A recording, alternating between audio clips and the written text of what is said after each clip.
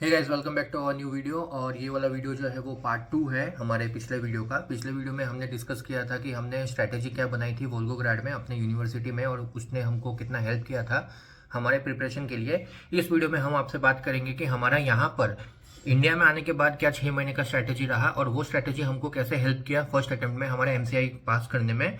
And बिना किसी देरी के हम स्टार्ट करते हैं ये वाला वीडियो जो है पार्ट 2। अगर आपने पार्ट 1 नहीं देखा है तो डिस्क्रिप्शन में जाइए, डिस्क्रिप्शन में हमने लिंक डाल दिया है ऑलरेडी, और यहाँ पर आप ऊपर भी देख सकते हैं, आ चुका है लिंक।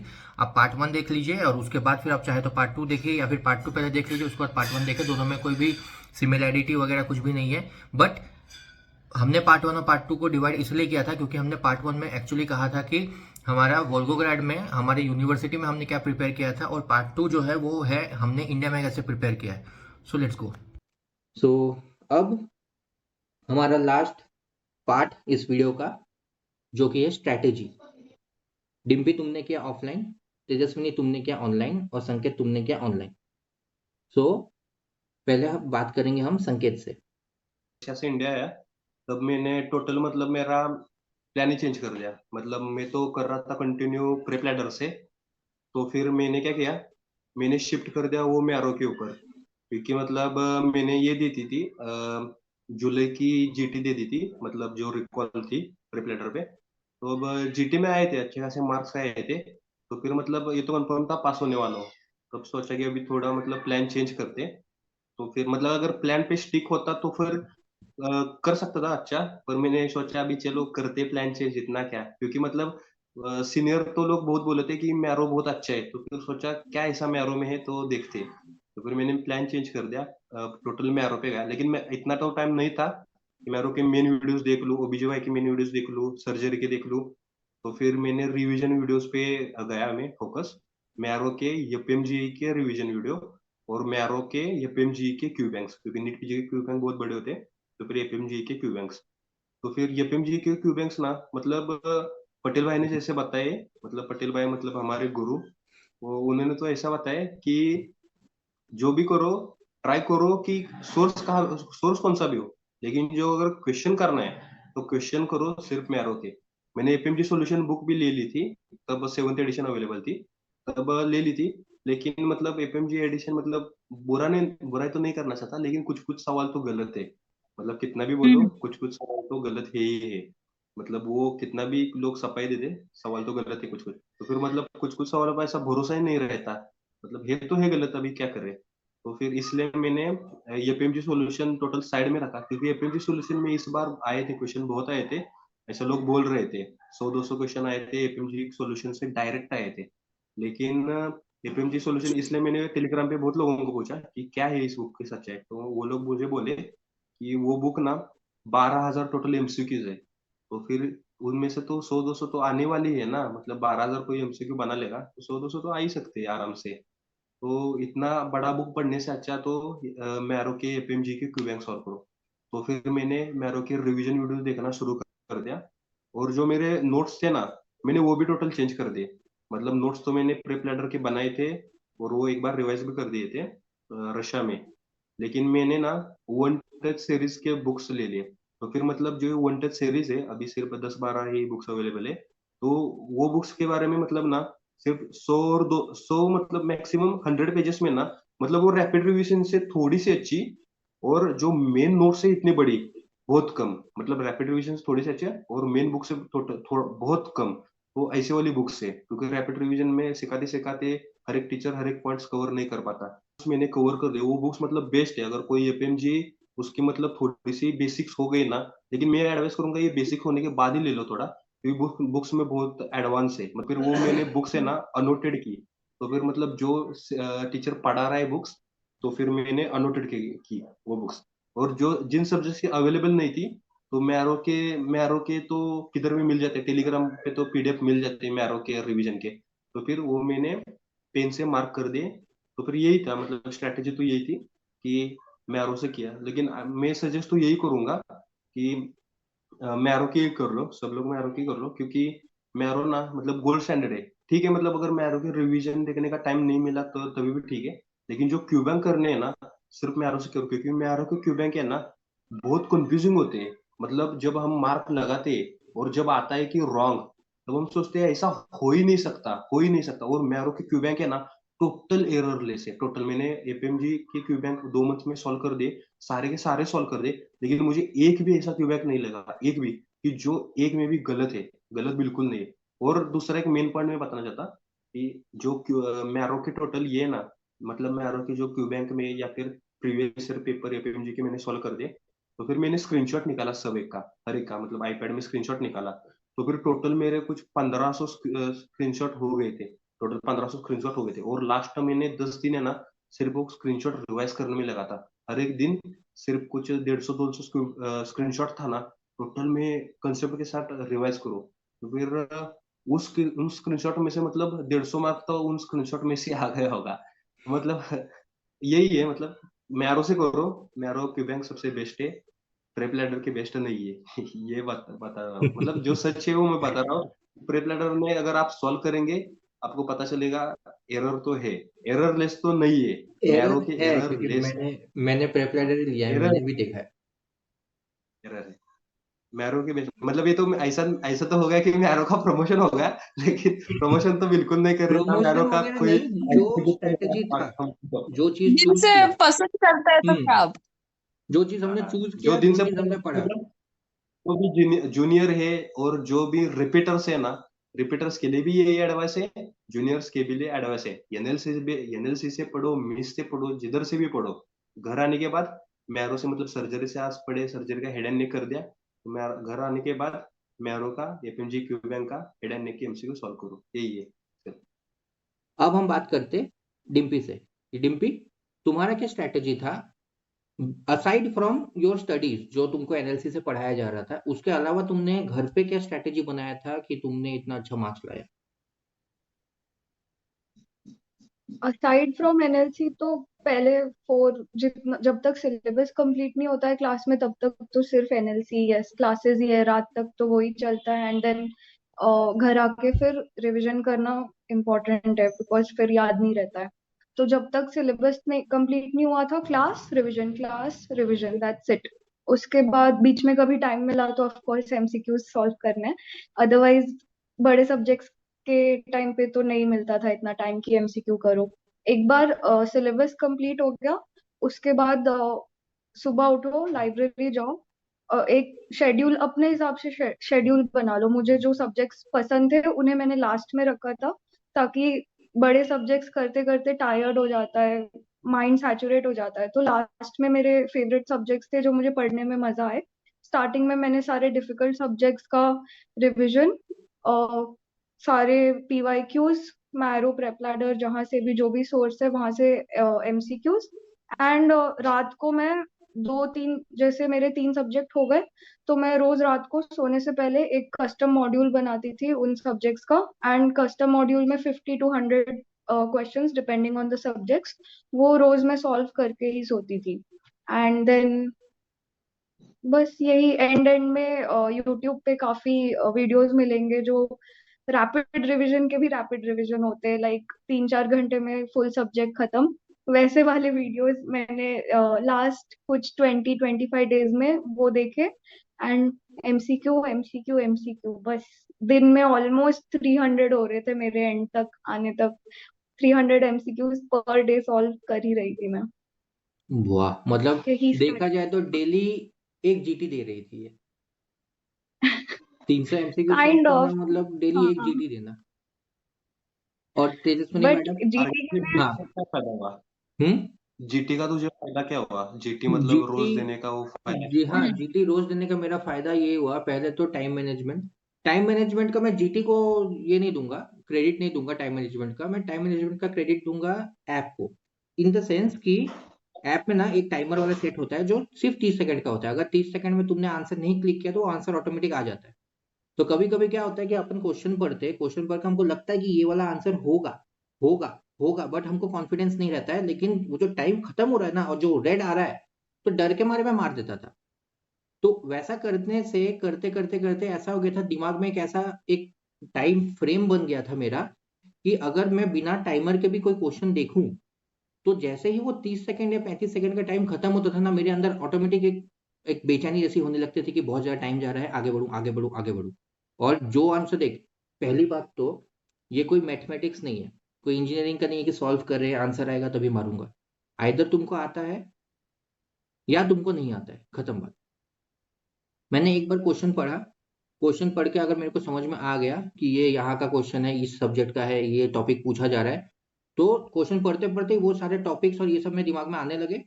4 ऑप्शन आया, चारों में से कोई तो एक ऑप्शन होगा जिसमें मुझे कॉन्फिडेंस लगा, मैंने मार दिया। तो ये जो प्रोसेस है, क्वेश्चन दिमाग में आना, सब्जेक्ट दिमाग में आना, उसका ऑप्शन आना, ये सारी चीजें मेरे 30 सेकंड में ही हो रहे थे, क्योंकि मैं बार बार प्रेप लैडर में वो जो टाइमर ऑन कर करके रखता था। तो उससे क्या हुआ ना कि जब मैं जीटी देता, मेरा हमेशा से हर एक जीटी, जो 5 घंटे का जीटी होता है, वो मेरा गिन के 3.5 घंटे में खत्म हो जाता था। और ये चीज मेरा सेम वहां एग्जाम में भी हुआ। फर्स्ट पेपर, जब मैंने फर्स्ट पेपर का आखिरी 150वां क्वेश्चन क्लिक किया, तब मेरे टाइमर में 58 मिनट्स बचे थे।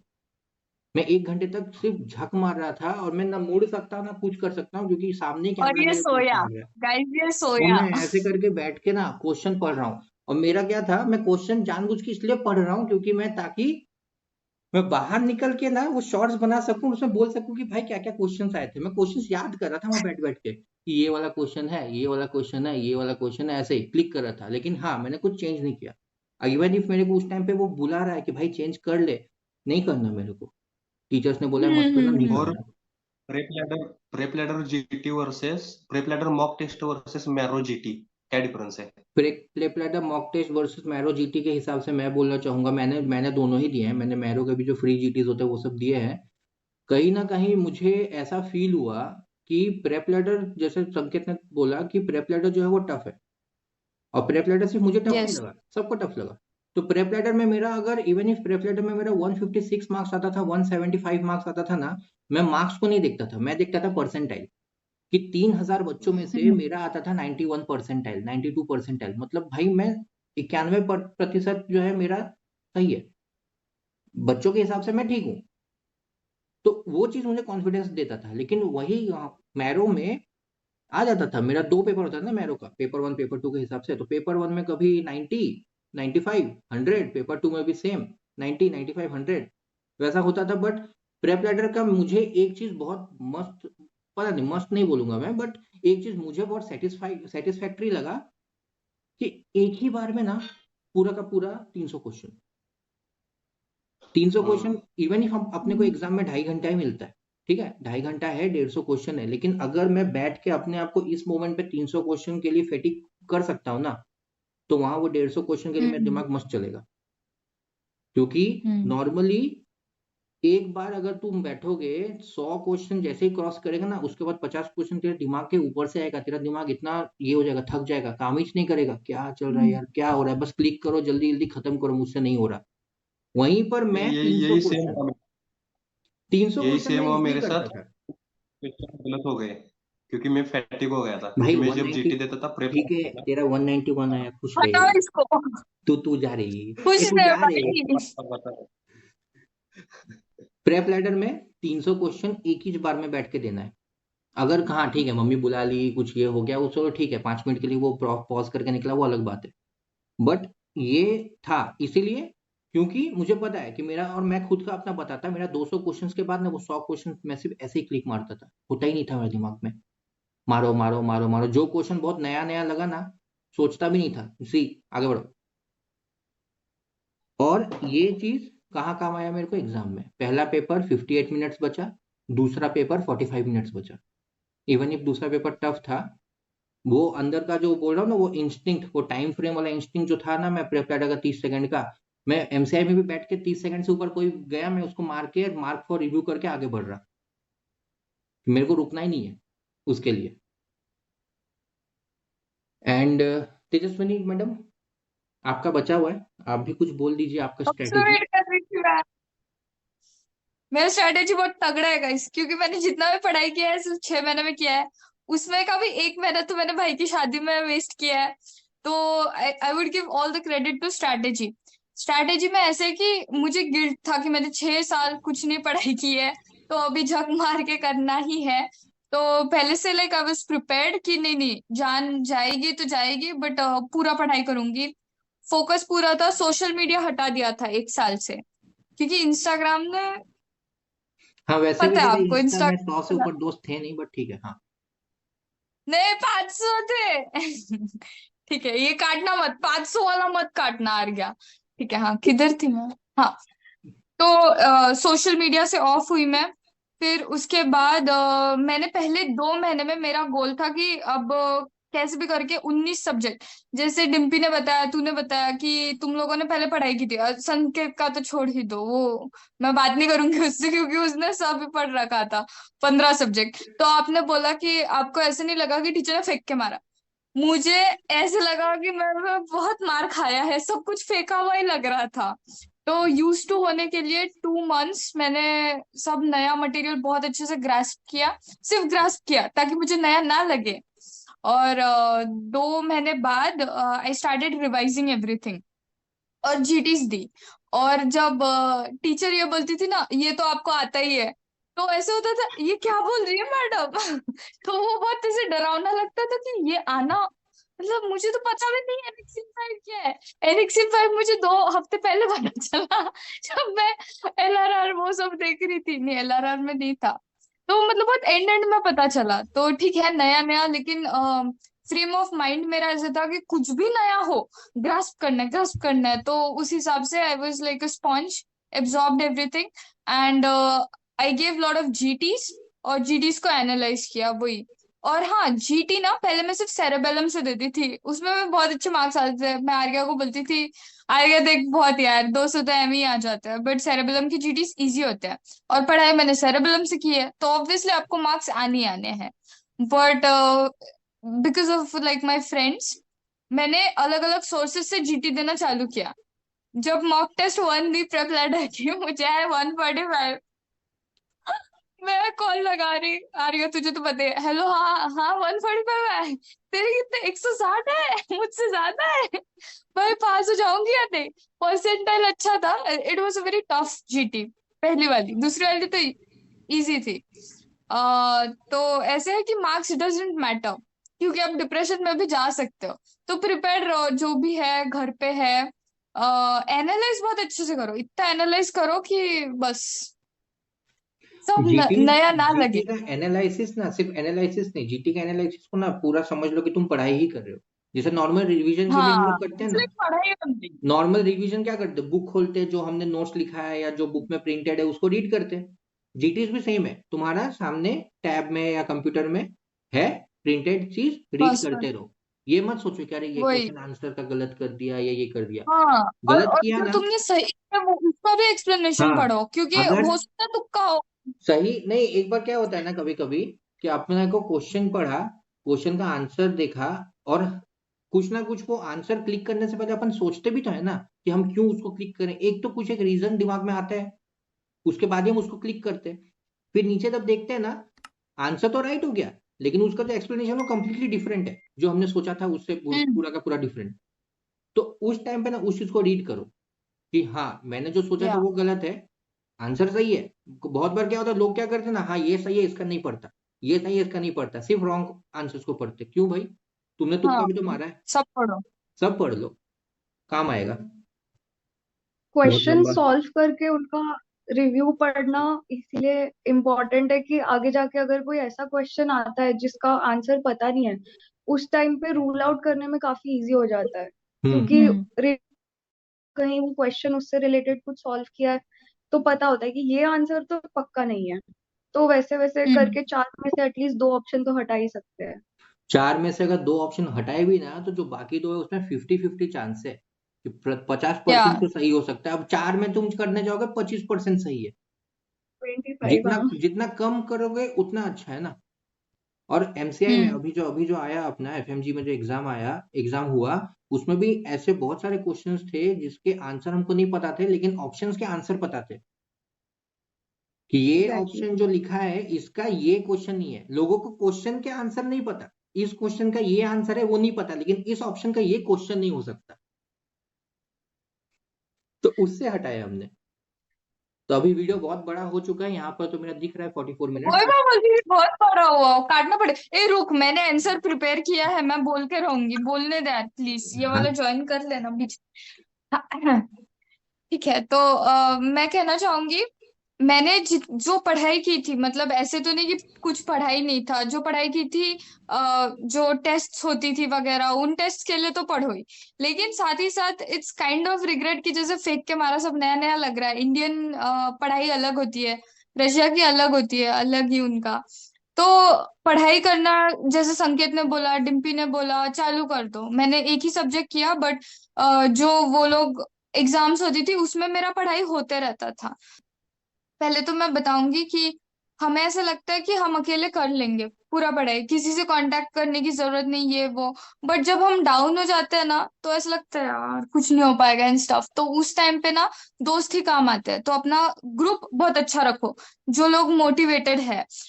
वो लोग अगर मतलब दो तीन है, जैसे दो दोस्त है, वो तीसरे को पुल अप कर लेगा अगर तीसरा डिप्रेस्ड है तो। और डिस्कशंस बहुत काम में आते हैं मेरे, मतलब मैंने जो डिस्कस किया था मेरे दोस्तों के साथ, लिटरली उसमें से 10 क्वेश्चन आए थे। लिम्फेंजियो सार्कोमा का मेरा फेवरेट वाला क्वेश्चन है, क्योंकि वो 2 दिन पहले मैंने डिस्कस किया था। और बहुत सारे डिस्कशन से बहुत फायदा होता है। तो अच्छे दोस्त चुनो, सर्कल अच्छा चुनो। फिर जीटीस दो, जैसे इन दोनों ने सबने बताई है जीटी का महत्व। लेकिन जीटी देने से ज्यादा इम्पोर्टेंट है कि एनालाइज करो पूरे 300 क्वेश्चंस, है ना। और क्या था, रिवीजन। ऑब्वियसली सबको पता है रिवीजन का कितना ज्यादा इम्पोर्टेंस है। तो लेकिन एक आर्ट होता है नोट्स को कंडेंस करने का। So I think this 6 months I learn the art of condensing everything. तो ऐसे छोटे छोटे टैबुलर फॉर्म्स में बना के आई यूज टू रिवाइज। तो ऐसे अपने हिसाब से कंडेंस करो और रिवाइज सब करो। तो मतलब एग्जाम देने से पहले 20 दिन में आपका पूरा रिवीजन हो जाना चाहिए 19 सब्जेक्ट्स का। तभी आप पास होंगे, क्योंकि एग्जाम डिफिकल्ट है। मुझे लगता था कि स्कोर इतना डाउन इसके लिए कि एफएमजी पढ़ते नहीं होंगे, बट एफएमजी लोग बहुत पढ़ते हैं। मतलब हमारा नॉलेज अगर देखा जाए तो पीजी लगाओ क्विज लगाओ, I think we are no less. पहले से लगता था कि लेस है, लेकिन जितनी पढ़ाई की है ना, तो अब तो लगा लो शर्त क्विज जो भी लगाना है लगा लो। Paper was very difficult. और ये माइंडसेट मत लेके जाओ, क्योंकि हम लोगों का माइंडसेट था एटलीस्ट, आर्या का और मेरे और भी दोस्तों का, कि पेपर इजी होगा। लेकिन पेपर जो आया ना, तो हम ऐसे लोगों ने ऐसे वाला फीलिंग। हम लोग 200 220 का सोच के गए थे कि 220 तो मार के आएंगे, हाँ, 200 की ऊपर मारेंगे। लेकिन एफएमजी वालों ने हमको मार दिया। मार दिया दो रिजल्ट ऐसे के बाद स्ट्रेस था कि थे पास पास होंगे होंगे या नहीं फेल होंगे। होंगे। हाँ, ऐसा वही। ऐसा मोमेंट आ गया था ना कि सोच रहे थे कि यार पास होंगे कि नहीं होंगे, मतलब घर पे भी आने के बाद सोच रहे तो थे। रिकॉल पीडीएफ में एग्जैक्ट 150 मिल रहे थे। आरआईएस का रिकॉल पीडीएफ में एग्जैक्ट 150। अरे तेरे को अगर 150 मिला तो अच्छा हो, मैंने रिकॉल नहीं देखा, मेरा तो फिर जाता 120 130। हाँ, मैं तो मैं फिर तो और डिप्रेशन डिप्रेशन में में जा दिया, जाता। क्या मिलेगा। डिम्पी पता नहीं वो कौन सा पीडीएफ था, क्वेश्चन ही गलत दिख रहे थे, पता है क्या, मुझे लगा ये था क्या। हाँ, क्वेश्चन हाँ, मुझे रिकॉल रिकॉल अलग के क्वेश्चंस अलग बहुत दिख रहे कैसे सारे, बनाएंगे वो लोग, रिकॉल के बहुत सारे किसको याद है question up and questions. Down थे। हाँ, डिम्पी तुम्हारा क्या कहना है हमारे जूनियर्स के लिए ऑफलाइन के हिसाब से? ये तो इतना ही, हाँ इतना ही बोलना है कि 3-4 साल तो अच्छे से मस्ती कर लो, सिर्फ क्लास रिलेटेड ही पढ़ाई करो। एक बार 4th 5th ईयर में आ गए, उसके बाद बड़े बड़े सब्जेक्ट्स स्टार्ट कर दो, एटलीस्ट दिन में 2 घंटा 3 घंटा जितना भी हो पाए, सो दैट इंडिया आके कोचिंग लगाने के बाद सब कुछ नया ना लगे, क्योंकि सब नया लगने लगेगा तो पैनिक हो जाओगे, तेजस्वी नहीं समझ रही होगी वो पैनिक फिर मैथ्स रिलेटेबल पैनिक फिर या तो डिमोटिवेट कर देगा, या फिर तेजस्विनी जैसे दोस्त होंगे तो वापस आ जाओगे। बट अगर सब सर के ऊपर जाने लगा कंटिन्यूअसली तो फिर खत्म है। तो पहले से बेटर है पढ़ाई कि करो। कुछ, हाँ कुछ तो नॉलेज लेके आओ। हम्म। और रशिया वाला पढ़ रहे हो तो अच्छे से पढ़ो, क्योंकि वो मैं अच्छे से पढ़ लेती थी। तो मतलब इतना भी अलग नहीं, अंदर के पुर्जे तो सेम ही है आ जाके। तो हम जो भी अच्छे क्लास से में तो पढ़ाई सेम करो। ही पढ़ा। क्लास पे सेम पढ़ाते हैं, हाँ, लेकिन एक बार ऐसा रहता है ना कि सिर्फ क्लास का ही पढ़ रहे हैं और अपना कुछ भी नहीं पढ़ रहे हैं, बट क्लास में जो पढ़ा रहे हैं हाँ, वो तुमको नॉर्मल समझ में आ जाएगा। ब्रोंकियल अस्थमा सबका हाँ, सेम है, ट्यूबरक्लोसिस सबका सेम है, लेकिन इंडिया में पूछने का तरीका, बताने का तरीका कंप्लीटली डिफरेंट है। तरीका अलग है। हाँ तो हम्म। अगर तरीका तो नहीं समझ पूरे से आएगा ना, ब्लैंक स्लेट मत रहो। तरीका नहीं समझ में कोई आया ना मेरी और इसको तो गलत ना निकाल ले कि 6 साल कुछ भी नहीं पढ़ा और पास हो जाओगे, तो ऐसे नहीं है भाई, लोग पढ़ना पड़ता। और एक किसी मतलब पॉइंट ऐड गलत करना नहीं। चाहूंगा हाँ और एक पॉइंट ऐड करना चाहूंगा कि जो एग्जाम में जो लैंग्वेज होती है ना इंग्लिश की, बहुत अलग होता वो मुझे बीच बीच में जो जो ऑलमोस्ट 10-15 टाइम्स लगा है। कि 2-3 बार है ना इंडिया में कोचिंग क्लास लगानी चाहिए थी इंग्लिश की, पता है क्या? ऐसा लगा था। जो शेक्सपियर लैंग्वेज था लेवल का इंग्लिश मतलब पूछते हैं लोग। चार चार क्वेश्चन में से दो तो रूल आउट कर पाया था, लेकिन बाकी के जो दो थे ना वो रूल आउट ही नहीं कर पाया, क्योंकि ऑलमोस्ट सेम लैंग्वेज थी उन दो क्वेश्चन की। तो फिर है ना बहुत ऐसे इंग्लिश के ऐसे तगड़े वर्ड्स थे ना, मतलब कभी कई बार लगा था कि ऑक्सफोर्ड डिक्शनरी लेके ही साथ में बैठूं, वो कैलकुलेटर भी देते और उसके साथ एक डिक्शनरी करके भी देना चाहिए था, पता है क्या उन्होंने कैलकुलेटर के साथ। एग्जाम की लैंग्वेज बहुत डिफिकल्ट होती है, बहुत तो फिर तगड़ी। जिसका क्रोनिक नॉलेज है वो तो मतलब वो वही सिर्फ करेगा, क्योंकि मतलब बहुत डिफिकल्ट होती है, लैंग्वेज बहुत इंग्लिश डिफिकल्ट होती इंग्लिश है उसका क्वेश्चन। डिफिकल्ट होता है। उसका इंग्लिश जो है ना वो हाँ इंग्लिश। डिफिकल्ट होता है, और ऊपर से क्या है ना, बहुत बार अपन पढ़ नहीं पाते हैं ऐसे।